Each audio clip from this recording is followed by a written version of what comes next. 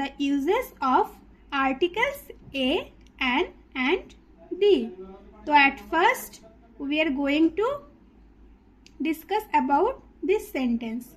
So he is dash intelligent person.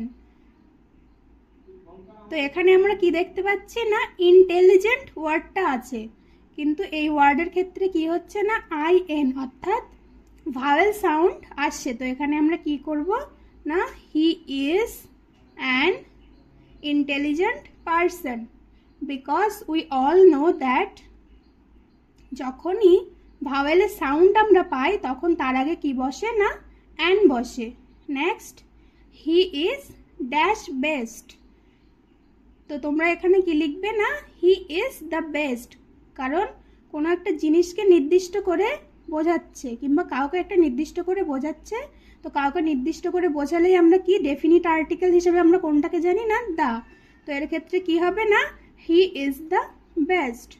Next she is dash beautiful girl. তো এখানে আমরা কি দেখছি না কিসের আওয়াজ আসছে না কনসোনেন্ট। তো কনসোনেন্টের আওয়াজ আসলে আমরা কি করি না এ বসাই। তো এখানে কি হবে she is a beautiful girl. Next there is dash university. তো এটার ক্ষেত্রে আমরা যখন উচ্চারণ করতে যাচ্ছি তখন আমাদের সাউন্ড কেমন আসছে না ইউনিভার্সিটি অর্থাৎ YOU এমন সাউন্ড আসছে। তো এর ক্ষেত্রে প্রথমে কি আসছে না কনসোনেন্ট। তো এখানে আমরা কি বসাবো দেয়ার ইজ আ ইউনিভার্সিটি। এটা এক্সেপশনাল কেন, কারণ এখানে ইউ আছে অর্থাৎ ভাওয়েল আছে, তা সত্ত্বেও আমরা কি বসাচ্ছি না এ বসাচ্ছি, কারণ এর সাউন্ডটা কিসের মতো না কনসোনেন্টের মতো। Next he is dash honest man. এখানে উচ্চারণের ক্ষেত্রেও কিন্তু আমরা হনেস্ট বলছি না, কি বলছি না অনেস্ট। তো এখানে কি আসছে না ও। তো ও না ও কি জিনিস না ও একটা কনসোনেন্ট ইংলিশ ওয়ার্ডের ক্ষেত্রে। তো এখানে কি হবে না এ he is a honest man. Next Ganga river. তো গঙ্গা রিভারের ক্ষেত্রে কি হয় না এটা একটা নদী। তো নদ নদীর ক্ষেত্রে আমরা কি জেনেছিলাম না কি বসবে না দা।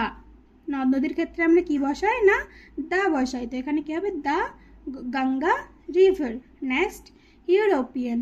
এটার ক্ষেত্রে আমরা উচ্চারণ করে কি পাচ্ছি না YOU অর্থাৎ কনসোনেন্ট এর মতো সাউন্ড। তো এর ক্ষেত্রে আমরা কি বসাবো না আ ইউরোপিয়ান।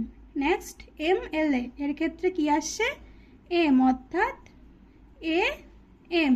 তো এটার ক্ষেত্রে আমরা কি বসাবো অ্যান MLA।